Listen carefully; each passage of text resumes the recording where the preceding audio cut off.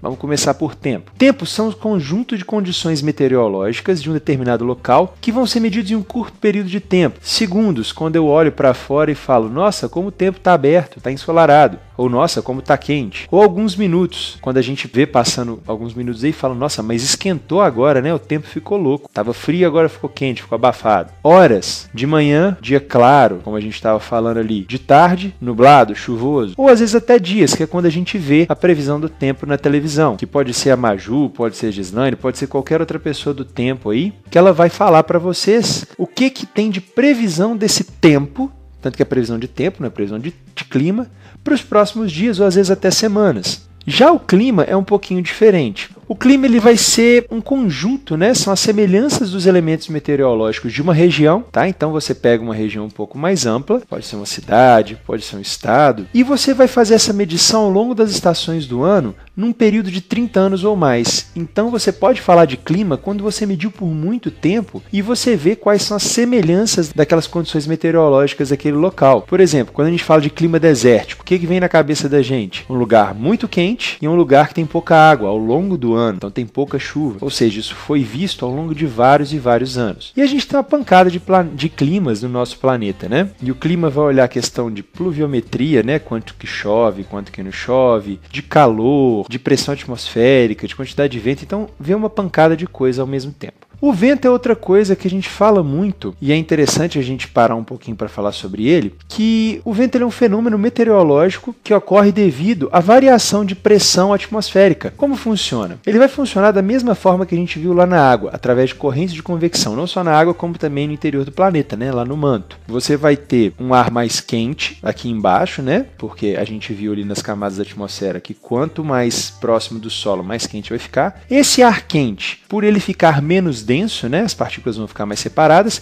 ele vai subir. Quando chega lá nas alturas maiores, ele vai esfriar e quando ele esfria, ele começa a descer. Quando ele desce, ele vai ocupar o espaço daquele ar quente que subiu. E aquele ar frio que desceu abriu espaço para um novo ar que está chegando ali. E esse ciclo continua, provocando o que a gente chama de vento, ok? Nós temos então, em alguns locais, brisa marítima e brisa terrestre. Se a gente for para o litoral, nós vamos ver isso daí. É comum a gente notar que, durante o dia, o vento sopra do mar para a gente, que é o que a gente chama de brisa marítima. Por quê? A areia esquenta muito mais rápido que a água. Então, o ar que vai estar próximo dela esquenta também. E ele vai subir, abrindo espaço para um ar frio que está descendo ocupar. Dessa forma, o ar vai deslocar do oceano, que está uma zona de alta pressão, que é o ar frio, e vai empurrar esse ar para essa zona de pressão baixa, porque saiu ali o ar, que vai estar na Terra. À noite ocorre o contrário. A areia esfria rápido e a água foi acumulando calor ao longo do tempo. Então ela vai estar mais quente, vai aquecer o ar, esse ar que está no mar à noite vai subir. Quando ele sobe, abre espaço para o ar frio que está no continente, que está na parte da praia, e esse ar vai se deslocar em direção ao mar, fazendo o que a gente chama de brisa continental, ou brisa terrestre. Então esse é o motivo pelo qual na praia, quando a gente está lá, de dia sopra em direção à terra e de noite sopra em direção ao mar. Curiosidade bacana, né? E para complementar, falar um pouco sobre massas de ar. A massa de ar é uma grande, mais grande quantidade mesmo de ar que tem as mesmas características climatológicas, vamos dizer assim. Um ar que vem do polo, ele é uma massa de ar polar, que geralmente é mais seco e frio. Você pega uma massa de ar equatorial, uma massa de ar tropical, ela vai vir mais úmida e mais quente por causa da localização dela, e assim por diante. Outra coisa que vai influenciar muito no clima também, e no tempo, é a umidade do ar, que quando ela for muita, ela vai levar a uma coisa que nós chamamos de precipitação. A precipitação ocorre pelo seguinte motivo. Quando a água evapora da superfície, ela vai subir para aquelas alturas maiores, ela vai esfriar e vai condensar, se tornando partículas pequenininhas de água líquida. Só que, quando elas estão lá em cima, elas podem se juntar em voltas de grãos de poeira e ficarem muito pesadas e fazer uma coisa que a gente chama de precipitação. Essa precipitação é o que a gente chama